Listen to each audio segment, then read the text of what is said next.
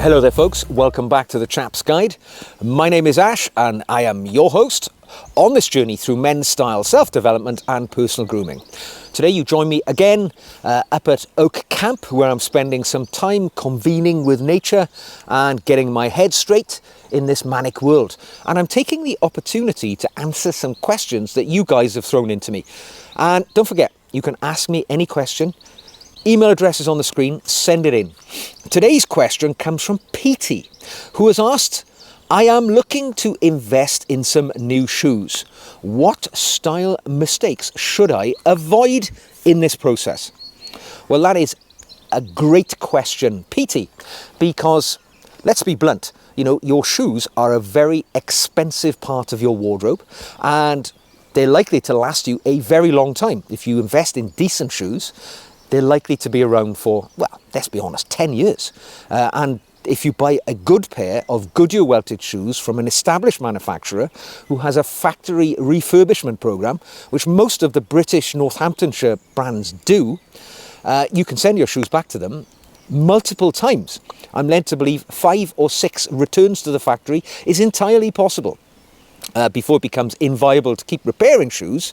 So potentially, I mean, I've got shoes in my collection at home that are currently 25 years in age, which get worn regularly, and they they're going to be with me another 25 years because they're wearing well. So bear that in mind. And I think it's a great question to ask because even the most intentionally well-dressed man can sabotage his appearance, his look, by wearing the wrong shoes or investing in the wrong shoes. Because once you've paid the money, you know, you're going to wear them because you're probably 400 or 500 quid in. And when I make that point of mentioning that number, that doesn't mean you've got to pay 400 or 500 pounds for a pair of decent shoes, right? I mean, I have many shoes in my collection which I've bought from Vinted, the resale, the sort of online reselling auction type thing, or eBay, which are worth more than £500 that I've paid £25, £50 for.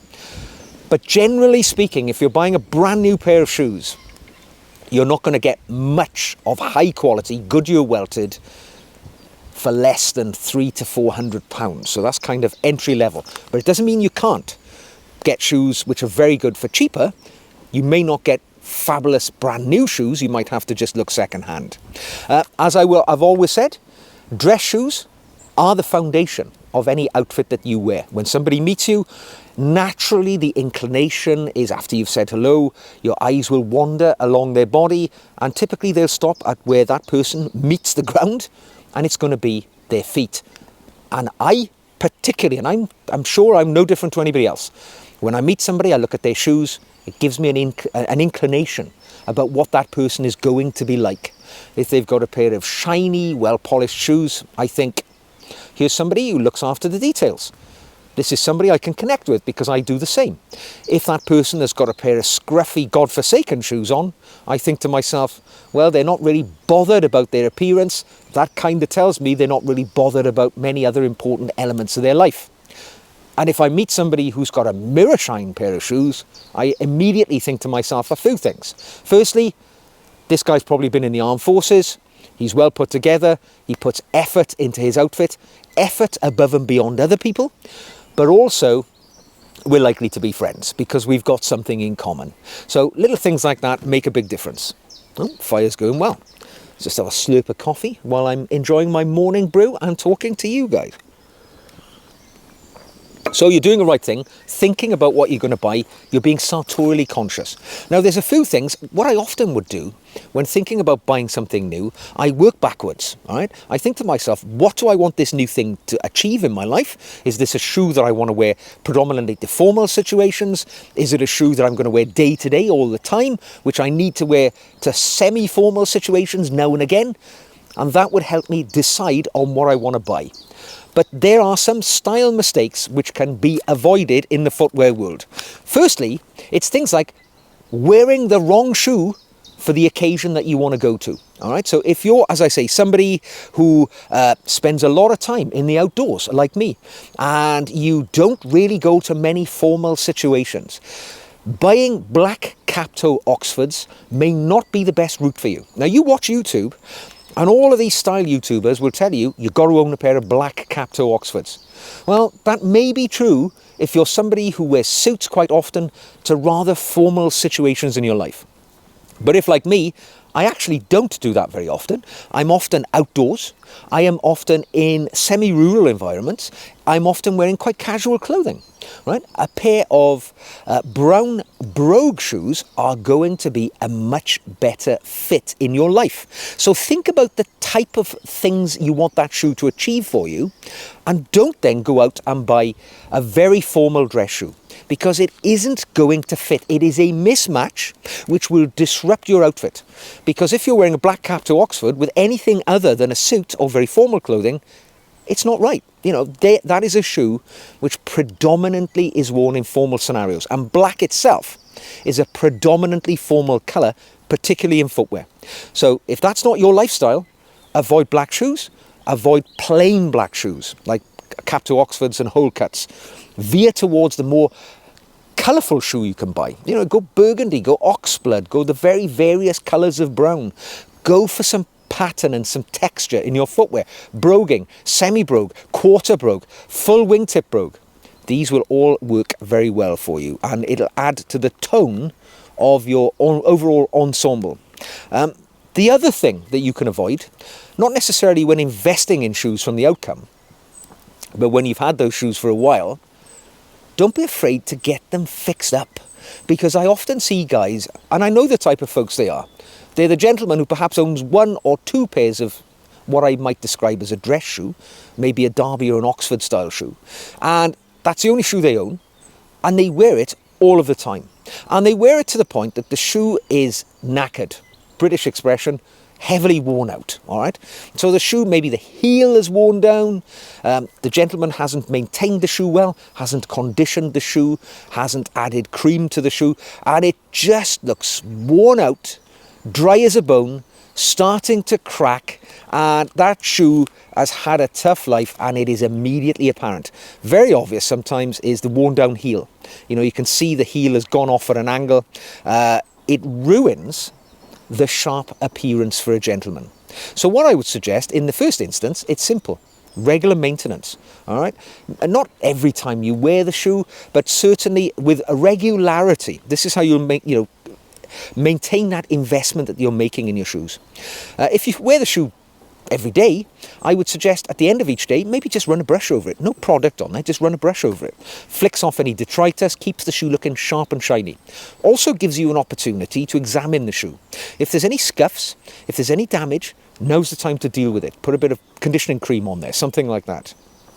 Maybe once a week, every Sunday I used to do it when I wear shoes regularly. I sit down and I'll spend just 5 minutes adding a bit of shoe conditioner, something like a renovation cream to the shoe, or maybe a bit of polish. Whatever your personal habit or desire with your shoe is, make sure you do it once a week. Because not only are you maintaining that shoe, which will make the investment last much longer, but again, it's an opportunity to examine that shoe, to see that it's looking good, no damage to it. And a well-maintained shoe needs less maintenance in the long run. And you will notice then, maybe the sole, if it's a leather sole, the sole's getting a bit thin. It tells you it's time to send that shoe in to the factory refurbishment program, or take it to your local cobbler to have something done to keep that investment going on and on. Because truly, if you let that leather sole wear through totally, you get a hole in it, it's a far more expensive proposition than having it maintained regularly. So look after that shoe. Deal with little issues like scuffs by applying product yourself. Brush it every day. It's going to look its best. You're going to keep an eye on it. And like I said, a well-maintained shoe not only lasts a lot longer, but looks a lot better. And the last thing I would say, at the point of purchasing your shoe, there are so many options out there. So many new shoe companies that are arriving day on day that are offering you the perfect shoe for far less money than the established heritage brands. And it's very tempting, isn't it? You know, you see these shoes which look great and you think, ooh, you know, that's £100, £200, less than a shoe from a brand like Crockett and Jones, Cheney, you know, Edward Green, all the other big brands, yeah, you know, I could name them, Trickers and so on and so forth, Grenson and Loke even. And you think, yeah, I can save a few bucks here if I buy something of a brand which I'm less familiar with, but they're offering a better shoe.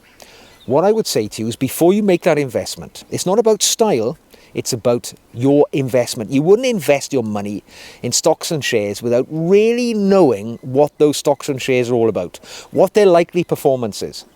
And you do that by research. It's exactly the same with the shoes that you're about to buy. Discover, for a start, what are they made of? Discover what type of leather we're talking about, because there are many, many different types of leather. You've got full grain leather, top grain leather, genuine leather, you know, bonded leather. Frankly, most of them are crap. I would not buy any of them unless they're from the very highest end. Full grain leather would probably be where I want to be. No lower than that. This is the top layer of the skin of the animal, our donor animal, which has provided the hide for our leather. That is the best bit. That's what we want, right? It polishes up the best. It looks great. They might have names like calf skin leather, things like that. Delve in. Find out what that means. Find out where the leather is from. Maybe even find out how it's been tanned. You know, just know that there, at the very basic level, there are two types of tanning. Chromium tanned leather and vegetable tanned leather. Chromium tanned leather, obviously an artificial style of, you know, chemical introduction to the tanning process, is quicker and it's cheaper. Vegetable tanned leather, things you'll hear of things like oak bark tanned and things like that, right? This is kind of vegetable tanned leather. They last longer. The tanning process is more complex and takes more time. Hence, the product is more expensive. So find out what it is you're buying, how it's been tanned, what the leather is, and then look at the manufacturing process.